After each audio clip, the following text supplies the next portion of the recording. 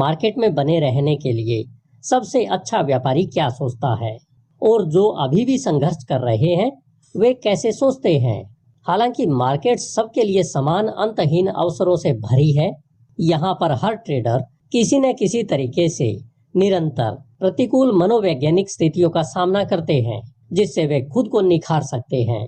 हर trader के लिए market में सीखने के दौरान कुछ ऐसे पॉइंट हमेशा सामने आते हैं जो इस ओर इशारा करते हैं कि यहाँ अवसर मौजूद है, लेकिन इसका मतलब यह बिल्कुल नहीं है कि खरीदने या बेचने के अवसर की पहचान करना सीखने से आपने एक ट्रेडर की तरह सोचना सीख लिया है। अगर हम डेफिनेशन की बात करें तो जो बात कंसिस्टेंट विनर को दूसरों से अलग करती है वह यह है कि विनर्स ने उन माइंडसेट को पा लिया है जहां उन्होंने एक यूनिक सेट ऑफ एटीट्यूड बना लिया है जिससे वे अनुशासित, केंद्रित और प्रतिकूल परिस्थितियों के बावजूद आत्मविश्वास से भरे रहते हैं। इससे वे हारने और ट्रेडिंग में गलती करने के डर से भयभीत नहीं होते जो हर किसी को परेशान करते रहते हैं। ट्रेड करने वाला हर व्यक्ति मार्केट के बारे में कुछ न कुछ हर समय सीखता रहता है। इनमें से बहुत कम लोग होते हैं जो ऐसे एटीट्यूड सीखते हैं जो एक कंसिस्टेंट विनर बनने के लिए बेहद आवश्यक होते हैं। गोल्फ क्लब या टेनिस रैकेट को स्विंग करने के लिए लोग एक सही तकनीक सीख सकते हैं। वे इसे कंसिस्टेंसी के साथ सीखते हैं जो उनके रवैये से आएगी, जो वे थ्रेशोल्ड ऑफ कंसिस्टेंसी से आगे बनाते हैं। इस दौरान वे अपने इमोशनल और फाइनेंशियल दोनों दर्द का अनुभव किए बिना इसे सीखते हैं ताकि वे प्रभावी ढंग से कार्य कर सकें। इसमें कुछ अपवाद भी होते हैं, जैसे जो ट्रेडर सफल फैमिली में पैदा हुए या जिन्होंने अपने ट्रेडिंग करियर की शुरुआत किसी ऐसे व्यक्ति के मार्गदर्शन में की थी जो ट्रेड के वास्तविक नेचर को समझता था। ट्रेडर्स की दुनिया में इमोशनल दर्द और फाइनेंशियल डिजास्टर इतने कॉमन क्यों है? डगलस ने बुक में इसका उत्तर कुछ इस तरह से दिया है कि हम प्रॉपर गाइडेंस के साथ अपने ट्रेडिंग करियर की शुरुआत करने के लिए उतने भाग्यशाली नहीं थे जितने कि दूसरे थे। वैसे देखा जाए तो कारण इससे कहीं अधिक गहरे हैं। डगलस ने पिछले 17 साल ट्रेड के पीछे की साइकोलॉजिकल डायनामिक्स को सीखने में बिताए हैं ताकि वे सक्सेस के प्रिंसिपल को सिखाने के लिए प्रभावी तरीके डेवलप कर सकें। उन्होंने जो डिस्कवर किया है वह यह है कि ट्रेड पैराडॉक्स यानी विरोधाभासों से भरा है, जिससे यह सीखना बेहद मुश्किल हो जाता है कि इसमें सफल कैसे होना है। डगलस कहते हैं कि अगर उन्हें एक शब्द चुनना पड़े जो ट्रेड के नेचर को इनकैप्सुलेट करता हो तो यह पैराडॉक्स यानी विरोधाभास होगा। ट्रेडर के बीच फाइनेंशियल और इमोशनल डिजास्टर आम बात है क्योंकि कुछ ऐसे पर्सपेक्टिव और एटीट्यूड हैं जो सही समझ में आते हैं और हमारे दैनिक जीवन में काफी अच्छी तरह से काम करते हैं, लेकिन ट्रेडिंग एनवायरनमेंट में इनका विपरीत प्रभाव पड़ता है और वे काम नहीं करते। ज्यादातर ट्रेडर इसे अनदेखा करते हैं और ट्रेडिंग करियर की शुरुआत इस बुनियादी समझ की कमी के साथ करते हैं कि एक ट्रेडर होने का क्या मतलब है, इसके लिए आवश्यक स्किल्स और उन स्किल्स को किस गहराई तक डेवलप करने की आवश्यकता है। इसे समझने के लिए बुक में एक उदाहरण दिया गया है जिसके अनुसार ट्रेड वास्तविक रूप से रिस्की है। किसी भी ट्रेड का कोई भी गारंटेड रिजल्ट पहले से तय नहीं होता है, इसलिए इसमें गलत होने और पैसे खोने की संभावना हमेशा मौजूद रहती है। तो जब आप कोई ट्रेड करते हैं तो क्या आप खुद को रिस्क लेने वाला मान सकते हैं? हालांकि यह एक ट्रिकी सवाल की तरह लग सकता है, परंतु ऐसा नहीं है। इस प्रश्न का लॉजिकल उत्तर स्पष्ट रूप से हाँ है। अगर कोई ऐसी एक्टिविटी में भाग लेता है जो नॉर्मली रिस्की है तो उसे रिस्क टेकर कहना चाहिए। यह किसी भी ट्रेडर के लिए पूरी तरह से रीजनेबल धारणा है और लगभग सभी ट्रेडर अपने बारे में यह धारणा रखते हैं और खुद को रिस्क टेकर के रूप में सोचने में वे गर्व महसूस करते हैं। लेकिन समस्या यह है कि यह धारणा केवल एक कोरी कल्पना से ज्यादा कुछ नहीं है। बेशक जब आप ट्रेडिंग शुरू करते हैं तो कोई दूसरा ट्रेडर रिस्क उठा रहा होता है, तब इसका मतलब यह बिल्कुल भी नहीं है कि आप भी रिस्क उठाएंगे। दूसरे शब्दों में सभी ट्रेड रिस्की होते हैं क्योंकि इनके रिजल्ट संभावित होते हैं, गारंटेड नहीं। लेकिन क्या ज्यादातर ट्रेडर्स वास्तव में यह मानते हैं कि जब वे ट्रेडिंग करते हैं तो वे रिस्क उठा रहे हैं? क्या उन्होंने रियल में यही एक्सेप्ट कर लिया है कि ट्रेडिंग का संभावित रिजल्ट हमेशा गारंटेड नहीं होता? इसके अलावा क्या उन्होंने संभावित रिजल्ट्स को पूरी तरह से एक्सेप्ट कर लिया है? इस प्रश्न का उत्तर स्पष्ट रूप से ना है। ज्यादातर ट्रेडर्स को यह स्पष्ट नहीं है कि सक्सेस ट्रेडर्स रिस्क के बारे में कैसे सोचते हैं, क्योंकि सबसे अच्छे ट्रेडर्स न केवल रिस्क लेते हैं बल्कि उन्होंने उस रिस्क को एक्सेप्ट करना और गले लगाना भी सीख लिया है। इन दोनों बातों में यह एक बड़ा साइकोलॉजिकल डिफरेंस है कि आप ट्रेडिंग करते हैं इसलिए आपको रिस्क टेकर कहलवाने का पूरा हक है, या फिर आपने हर ट्रेड में निहित रिस्क को पूरी तरह से समझकर स्वीकार कर लिया है। जब आप रिस्क को पूरी तरह से स्वीकार कर लेते हैं तब आपकी परफॉर्मेंस पर इसका गहरा प्रभाव पड़ेगा। सबसे अच्छे ट्रेडर्स बिना किसी झिझक के ट्रेड करते हैं। उतनी ही निडरता से वे तब भी यह भी स्वीकार करते हैं कि यह काम नहीं कर रहा है। वे बिना किसी इमोशनल दर्द के नुकसान के साथ भी ट्रेड से बाहर निकल सकते हैं।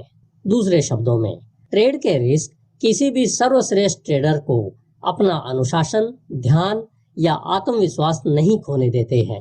यदि आप थोड़ी सी भी इमोशनल परेशानी जैसे किसी भी प्रकार के भय के बिना ट्रेड करने में असमर्थ हैं, तो आप यह जान लीजिए कि आपने यह नहीं सीखा है कि ट्रेड के रिस्क को कैसे एक्सेप्ट किया जाए।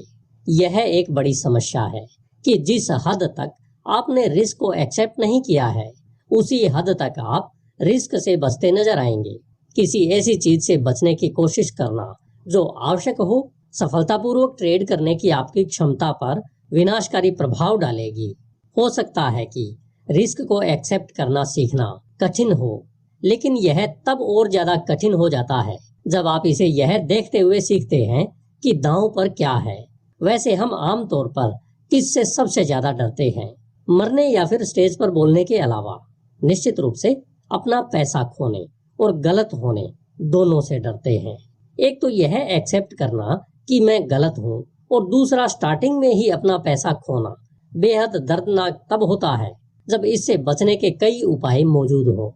फिर भी ट्रेडर के रूप में ट्रेड करते समय हम लगभग हर पल इन दो संभावनाओं का सामना करते हैं। जब आप यह सोच रहे होंगे कि इनसे बचने के लिए मैं जो कुछ भी कर सकता हूँ वह करना मेरे लिए उचित है, डगलस आपसे सहमत हैं। लेकिन यह वास्तविक प्रवृत्ति भी है कि जो सबसे साधारण दिखता है वह ही ट्रेड को बेहद मुश्किल बना देता है। ट्रेड हमें इस फंडामेंटल पैराडॉक्स के साथ प्रेजेंट करता है कि हम अनुशासित, केंद्रित और लगातार अनिश्चितता का सामना करने वाले कैसे बने रहें। जब आपने एक ट्रेडर की तरह सोचना सीख लिया तो आप अपनी ट्रेडिंग एक्टिविटी को फिर से इस तरह परिभाषित करना जो आपको रिस्क को पूरी तरह से एक्सेप्ट करने की अनुमति देता है। यही एक सफल ट्रेडर की तरह सोचने की कुंजी है। रिस्क को एक्सेप्ट करना सीखना सबसे इम्पोर्टेंट ट्रेडिंग स्किल है। जब आप रिस्क एक्सेप्ट करने की ट्रेडिंग स्किल सीखते हैं तब मार्केट ऐसी जानकारी उत्पन्न करने में सक्षम नहीं होती जिसे आप डिफाइन कर सकें। यदि मार्केट द्वारा उत्पन्न इंफॉर्मेशन में आपको इमोशनल दर्द देने की क्षमता नहीं है तो यह सिर्फ इंफॉर्मेशन है जो आपको बता रही है कि पॉसिबिलिटीज क्या है। इसे एक ऑब्जेक्टिव पर्सपेक्टिव कहा जाता है जो केवल यह बताता है कि आप जिससे डरते हैं वह नहीं होने जा रहा है। बहुत सारी ऐसी गलतियों में से कुछ ऐसी होती है जो ट्रेडर्स बार बार करते हैं। वे मार्केट से उत्पन्न त्रुटियां नहीं है, बल्कि ये त्रुटियां मार्केट से नहीं आती है। मार्केट न्यूट्रल है, यह बस चलती रहती है और केवल अपने बारे में कंसिस्टेंटली इंफॉर्मेशन क्रिएट करती रहती है। मार्केट की मूवमेंट और इंफॉर्मेशन हमें बहुत कुछ करने का अवसर प्रदान करती है, लेकिन मार्केट के पास कोई पावर नहीं है जिससे वह हमें इस इंफॉर्मेशन को समझा सके। हमारे द्वारा की जा रही गलतियां हमारे फॉल्टी ट्रेडिंग एटीट्यूड का रिजल्ट है। फॉल्टी एटीट्यूड हमारे ट्रस्ट और कॉन्फिडेंस के बजाय हमारे डर को बढ़ावा देते हैं। सर्वश्रेष्ठ ट्रेडर डरते नहीं हैं। वे इसलिए नहीं डरते हैं क्योंकि उन्होंने ऐसे एटीट्यूड डेवलप किए हैं जो उन्हें ट्रेड के अंदर और बाहर फ्लो यानी प्रवाह करने के लिए मेंटल फ्लेक्सिबिलिटी की सबसे बड़ी डिग्री देते हैं, जिससे मार्केट उन्हें अपने पर्सपेक्टिव से पॉसिबिलिटी के बारे में बताती रहती है। साथ ही सबसे अच्छे ट्रेडर ने ऐसे एटीट्यूड डेवलप किए हैं जो उन्हें लापरवाह होने से रोकते हैं, क्योंकि हर किसी को डर लगता है, और जब किसी को डर नहीं लगता तो वे लापरवाह हो सकते हैं और अपने लिए उस तरह की परिस्थितियां पैदा कर सकते हैं जिससे वे भयभीत हो जाएंगे। आपके द्वारा किए गए ट्रेडिंग एरर्स में से 75% आपके एटीट्यूड से उपजा हुआ होता है, जिसे डगलस 4 प्राइमरी ट्रेडिंग भय कहते हैं। वैसे मुझे इस बारे में पता नहीं था। मैंने तो हमेशा यही सोचा था कि ट्रेडर्स को मार्केट्स का एक हेल्थी डर होना चाहिए। यह पूरी तरह से लॉजिकल और उचित धारणा है, लेकिन जब ट्रेडिंग की बात आती है तो आपका डर आपके खिलाफ इस तरह से कार्य करेगा कि आप वही करेंगे जिससे आप वास्तव में डरते हैं। यदि आप गलत होने से डरते हैं तो आपका डर मार्केट की इंफॉर्मेशन की आपकी धारणा पर इस तरह से कार्य करेगा जिससे आप कुछ ऐसा करेंगे जो आपको गलत कर देगा। जब हम भयभीत होते हैं तो हम अन्य संभावनाओं को नहीं देख सकते। हम संभावनाओं पर ठीक से कार्य नहीं कर सकते, चाहे हमने उन्हें कितना ही समझने का प्रबंधन किया हो। यह डर हमें फिजिकल फ्रीज कर देता है या फिर परिस्थितियों से भागने पर मजबूर कर देता है। मेंटली यह हमें अपना फोकस अपने डर की वस्तु पर फोकस करने का कारण बनाता है। इसका मतलब है कि अन्य संभावनाओं के बारे में विचार करने से दूर कर देता है। आप मार्केट के बारे में सीखी गई सभी रैशनल थिंग्स के बारे में तब तक नहीं सोचेंगे जब तक कि आप डर नहीं जाते हैं और घटना समाप्त नहीं हो जाती।